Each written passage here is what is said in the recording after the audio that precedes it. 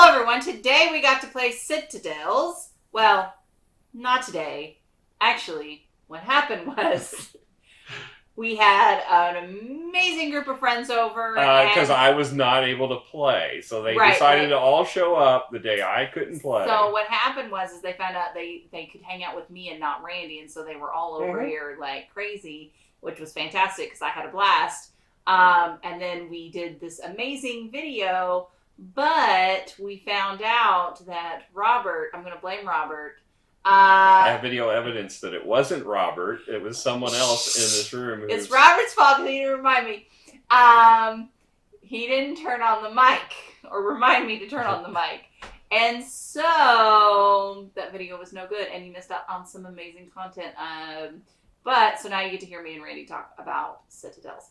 I think it serves you right for ditching me and having everybody show up to play a game I like while I'm sick. We had so much fun. We did. We had an absolute blast. It was the whole crew, guys. The whole crew. Anyway, Randy might put some silent footage. No, there's no point. They would be watching him. I'd have to do like the old time movies where the text comes up on the screen and have the music playing, which then that would defeat it's not that bad. Yes, it was bad. I could not. Was it yes, that bad? It was really bad. We did have the camera a little bit farther away to fit everybody in. Yes, it was really bad. That's probably why.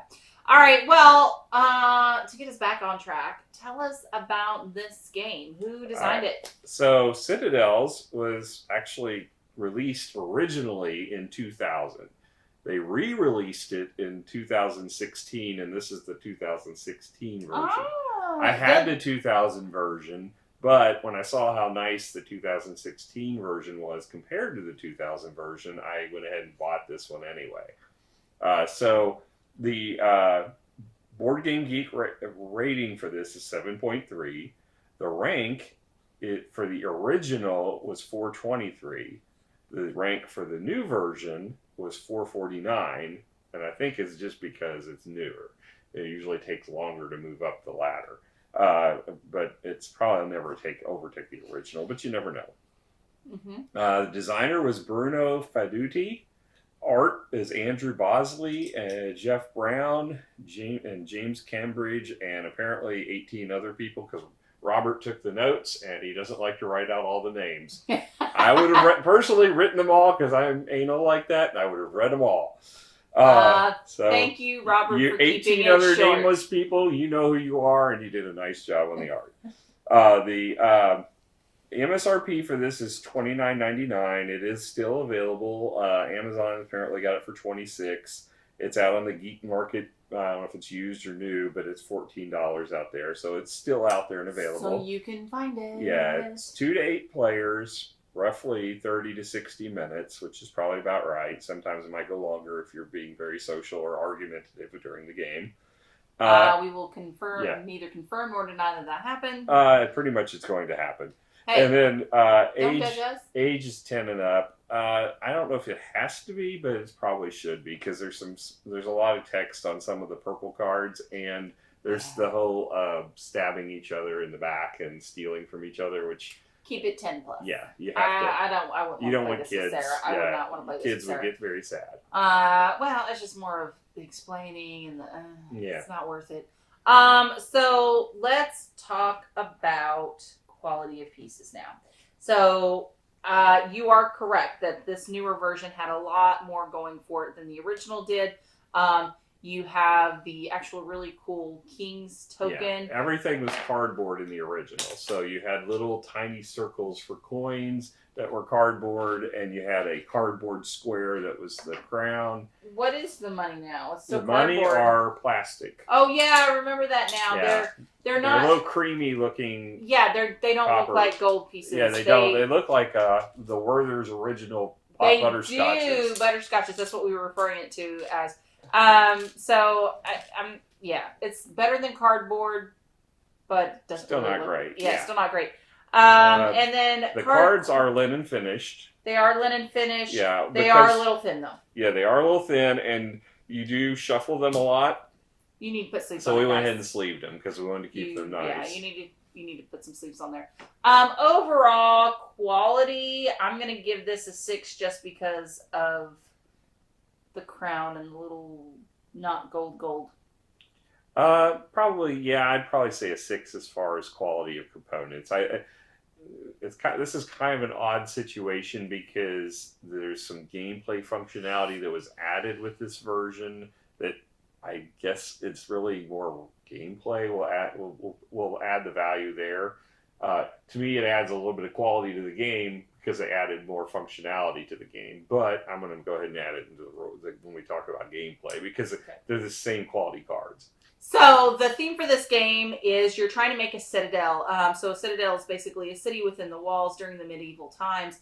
In this particular game, you're trying to build 7 different kind of buildings, which are these cards. Well, they call them districts, but they call them districts. So you're trying to build 7 districts within the realm, and then depending on the point value, it's victory points. So overall. Oh, and the thing is, you have different roles that you can play within the city to help further build your city, which I think, so the theme is there. Really, the art, though, is amazing on this. The art is very pretty. The art is top-notch. Like, there's the theme, and then you have, like, the artwork. Yeah. Like, this is really good artwork. The characters are very kind of almost realistic, cartoonish. Yeah, I mean, I think they're good. I think they're really good. But the buildings or the districts, they look amazing. They just really, that is very true. Those districts, I mean, the art just, it's very telling. It's very enriched. It's fantastic. Yeah. And I think it's even better as far as the look of the cards in this version than the original. The original were very small in some of it, and it seems to be it's more in your face on the cards on this one. Yeah. So, overall for theme, I'm probably going to give this an 8 just because the artwork's so awesome. Like, if you took that away, it would probably be around 6.5 to 7, but the artwork is just so top notch, it just really pushes it over. Yeah, what are your thoughts? I think 8's a fair score because every card not every card, but most every card is individual. There are duplicates of cards, but there are a lot of variety of art on the cards, and the characters are unique, and there's a lot of them. Yeah, but I think it's very important to point out that artwork is really where that 8 is coming from. Yeah, I mean, other than that, it's layered on. You're building a set of cards in your tableau, and you're choosing a role. Yeah. But the fact is, you could have had a role that just said the name of it and the action it did. There's a lot of like Puerto Rico, for example, there's not much art. It's just the name of the role and what it does. Right. This one, actually, they went out of the way to make them tarot-sized cards and put... Right, so the artwork is beautiful. I just want to make sure that they, the theme is kind of layered on. It's kind of a lower end, but the artwork is so good. Yeah. It really just bumps this game up. So then let's move on to actual rule book. So the rule book, first of all, has a beautiful cover. It is. And you love booklets with covers. And it is 16 pages long. Not horrible.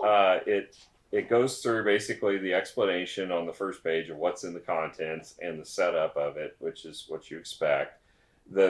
So we did have an issue with the rule book in the fact that the chart wasn't clear on how to play with all 9 roles. So basically... when you're reading it, it wasn't very clear. Lo and behold, you had to look at the very back page to find that information. Well, it's on page 7, using 9 characters. Whatever, we couldn't find it. I wasn't actually. I wasn't here when you guys were doing it. All I know is it's clearly right here. It says using 9 characters. It's on page 7. Okay, but if you look at the very beginning, it says use this that's chart. Not the standard. Yeah, it's definitely that's a variant that is not part of the standard. Right. So I think the problem is that the variant rules were over here in this corner, and then it's like trying to find it, piecemeal it. It led to some difficulty because you weren't here and you're very familiar with the game, but you had Heather trying to teach it. Oh boy. And okay, there you go. But then, like, we're not going to penalize the rules because of Heather. But then Kevin was trying to read the rules and he couldn't find the information either. So, so there was some confusion around it. I think that was kind of the issue is that we were trying to. It's not an easy layout Yeah. So the main thing, the challenge with the rules is that it's designed. The game is really designed as a sweet spot to be from 4 to 7 players. Which is what we played it as. That's what it's expecting you to play as. There's variant rules if you're playing with 2 to 3 players. I would not recommend playing it less than 4. Then, as far as you can play this up to 8 players, at which point you have to include the number 9 because you choose and there's one always left behind. So that's the only reason the 9 exists is for the 8-player game, or if you're playing with 3 players, it's required as well. Well, no, but there was a way to play it. Yes, with it's the a 7 variant. people. I'm saying it's Well, a variant. It's anyway, not. It's not complicated. it's not a standard to use the 9. It's optional. You can play. Yeah, it we as a ended up variant. putting the 9 away. We stuck with the 8, and there we win. That's the way you should play it. The nice thing, which we'll get into gameplay here in a minute, but as far as the rules go, it's got a listing of all the characters, and it details what they mean. Yeah, and so you're use 9, but those 9 change. So like there's like 3 1s, you 3 use up 2s, to 8 generally, but yes. Okay, whatever. And there's several of each number, and you choose the different numbers that you want to use throughout the game. Yeah, and they do give you some. They give you some recommended combinations, which is cool. Right. I always like to see that because that it's how it works best. They think, but you can pick out and choose whichever ones you want to be in there. And I mean, it to me, this rule book is really it's only 6 pages of actual gameplay. After that, it's all the variant explanation and the different combinations and the descriptions of all of them. I think it's a really good rule book. And then the back 2 is just kind of clarifications and credits and design, and then a quick reference on the back, which is all you really need. You don't really need a cheat sheet in this one, but they do give you one. So on top of that, you have your cheat sheet, which tells you what all the different district types do, how the scoring works, and what you do on your turn. So all in all, I think this is an excellent rule book. Overall, this rule book gives you everything you need, and I think it's done in a very concise, organized manner. It gives you the rules in the sequence you need them. It gives you the variants. It gives you the detail as far as optional ways to play it, and a very thorough explanation of every character type. I'm going to give it a 9, and especially since the cheat sheets are giving you exactly what you need to play the game. Yeah, so the cheat sheets are pretty top notch. So I will say on the cheat sheets, the only thing there's no shorthand setup. Which was kind of a bummer for us, but the cheat sheets were pretty amazing, which is kind of what I was counting on rulebooks. However, I do want to go back to the point that, Kevin was reading the rules, and Kevin's actually pretty good at reading rules. There was some confusion about where to find different things, specifically like the charts in the back, because in the book it doesn't specifically spell out, see the chart, see, the back of the book for X chart. You just have to randomly go find it. So I think that's kind of there is some organization I think that could be better for maybe people that aren't as familiar with rule reading. All right, so let's move on to gameplay. So gameplay is actually pretty straightforward. These are just as reminders as to what rules are out there. Yeah, you just put a handful out there. Yeah, you put a handful out there. They're not the right numbers. There's not nearly enough. So basically what ends up happening is that you shuffle the cards that are in play that someone had decided, randomly or not. And based upon the number of players, you're going to remove a certain number. Right. So say I'm king, and then I'm going to put so many face up and so many face down. We're just going to say it's 1-on-1 for this particular instance. There are cases where you can put 2 down or just 1 down or none up, but there's a combination of up and down. You'll have to look at the chart to begin with.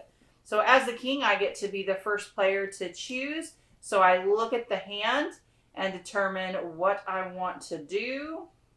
So I have decided I want this thing, and I'm going to pass it to the left. Now, when everyone takes their card in play. Yeah, there should be 1 card left over that gets put face down on the table in the end after everyone's chosen their roles. Right.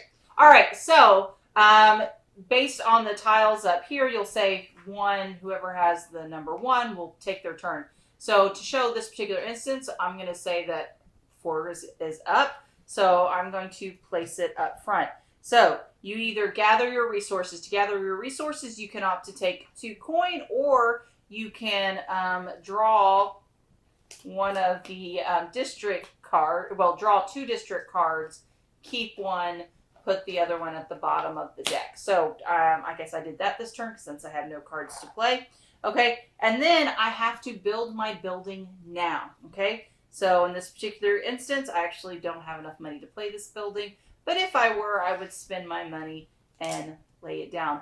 Then and only then do I get to trigger the special effect of my card. In this particular instance, I have the Emperor, and the Emperor gets to choose who's gets the crown token next round, and I get to steal money from them or a card. I'm going to take your card, not that card. I don't have cards, so. But yeah, the thing is when she says you get to build, it's one of the cards you have in hand. You don't have to build the card you took when you took your card. Right, it's just a card that whatever card you typically are going to have a hand of a few cards. Yeah. So you start the game with 4 cards in hand. So you can build any card you have in your possession. Yeah, but there are some cards that actually give you benefits for having no cards in your hand. So like I had one card that I always had one card every round. I just had one because I got a free one. I tried to build it, and then that was my turn, so I didn't have to waste any actions gaining cards. The problem is I didn't have a lot of choice. Well, there's also some perks that are based on the suit of the card. So there's 5 suits to the game. There's red, blue, green, yellow, and then purple. Right. They're merchant buildings, military buildings, church buildings. So there's different kind of specialty buildings. Those are all located actually on your cheat sheet for you to be aware of what each of one of those are. And a lot of the special abilities have things that relate to those. So the different suits are relevant based upon which character you choose, because if you choose a character that matches to ones you've already got in play or play during that turn, you can choose to trigger to get money, a coin for every one of those that match the suit. Well, it honestly depends on the special abilities, because you have some characters that are strictly stealing from other people or interrupting other people's turns and things like that. So to say that, I mean, yeah, there are special abilities like that. So just being aware that you kind of really need to understand each of the roles, or at least be able to read the text down below as you choose. And you get that opportunity because, you have the whole set when you choose a card, so you can read all the underlines because you're not going to remember everything all at once. So that seems to be fine. So after everyone takes their turn and everyone does their specialty actions, then the round starts over again. Now, like I said, there are cards that interrupt turns. For example, one of those cards is the Witch. So basically, the Witch takes resources, and then she will choose another role, and then that person doesn't get their turn. Actually, they gain their resources, and then the Witch overtakes their turns with their special abilities. So there are some there is definitely player interaction besides the drafting piece that can be very negative, like the king steals money from you, those dang taxes. So there's different things like that can occur. We actually, when we played this last go around, we made sure to choose more of the friendlier ones. Oh, what's the fun in that? Exactly. So Robert chose because he said no one was helping him set up, so he got to set up the way he wanted, and he removed some of the harsher cards, which I agreed with 100%. So, but still, even then, with the few semi-attack cards, it was getting kind of grumpy. So yeah, I mean, you definitely want to play this knowing that you're going to be losing turns. There's the assassin, which will take out another player. There's a thief that steals the money from another player. There's a lot of attack cards like that in the game, and that's part of the fun of this. Is you don't know if you're going to be the one getting attacked or whatever, but you can choose to take the attacker to prevent it, but you get less benefits from taking those. So it's a balance. And not to mention, so there's defensive cards too. So like the bishop can't be have their buildings destroyed. Yeah, there's different things that they can do, which is quite nice. So it's a balancing act because there's going to be times where you need cards. So you may want to take the architect that provides you more cards and lets you build up to more than one of your buildings in one turn. So you can take that, but if someone sees you're low on cards, you're very likely to be targeted by one of those thieves or assassins that are going to impact you because they know you're probably in play. So it's a balancing act, and I appreciate that. What I like about this version in particular is there's just so many of them. In the original game, there was just like a handful of cards. It was like the first 7, and there was a couple additional for the 8. This one, you get multiple varieties for each number, so you could play a different game. There's so many combinations of these you can do, and I really like that. There's also some additional tokens that they give you in this version. I'm not even sure what they do. I'm sure it goes with certain players, certain characters. So I think that is pretty. It is pretty interesting. Keeps it kind of different. It is a really good party game. This does play up to 8 people. That's actually a pretty big game that you can play. So what would you overall give it as a score? Well, we didn't talk. The game ends when someone builds their 7th building in their Citadel. And then everybody completes the round, and if you get bonus tokens based upon whether you manage to complete your Citadel or not. So, all in all, I think this is a really well done game. The fact that you're building these cards, that they're thematic, you've got each different suit is all the cards in that suit are the same. They have the same feeling, the same theme.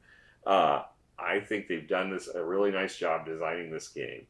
I think this version of it is better than the original, even though it's got a lower score on Board Game Geek, and I think it's just because it's newer. But I think it's a fun game to get out when you've got a big group of people and you're trying to find something that you can all play together, because there aren't that many games that will play up to 8 that are not party games. This is a party game. I don't consider this a party game. This is a strategy. Game. You're still building out a city, and it's a lot more advanced than very typical. Attacky, huge player interaction. It's a party game. I don't consider it a party game.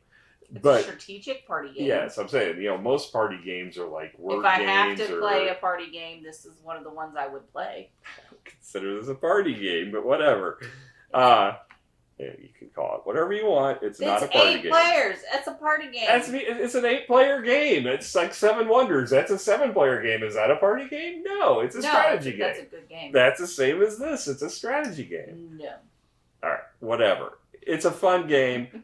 I'm going to go ahead and probably give this one an 8.5 for what it is. You could tell he really likes these games. And, though, Brent, you do like kind of the trader, the hidden role. I like the role games. I like the fact that it's also a building game, a tableau building game. Yeah, I can see. Yeah, it hits 2 of your check marks. Yeah, and the buildings play off one another, and I like that. Right. So for me, like I said, if I'm going to have to play a party game, I would prefer this one because the building component, which is something I appreciate. However, this can get pretty gruesome in the attacking thing, which I do not like. So for me, I don't like this game nearly as much as you, but it is a pretty good, solid party game. Like, out of the party games out there, I would probably pick this over a few other ones, knowing that I'm going to try not to hurt people when they take away my turn. What I like about this one is you're not attacking a person. You're attacking the role. Right, and you don't even know... It may not even be in play. Right, so that is something that I actually do appreciate, because there were multiple times where poor Sam got picked on, like, every single time, and it was just by sheer luck of the thing that he took, and it was nice. It was nice because you don't know what other people have, and because of the way the system works, that you have to choose a role. I do actually appreciate that quite a bit.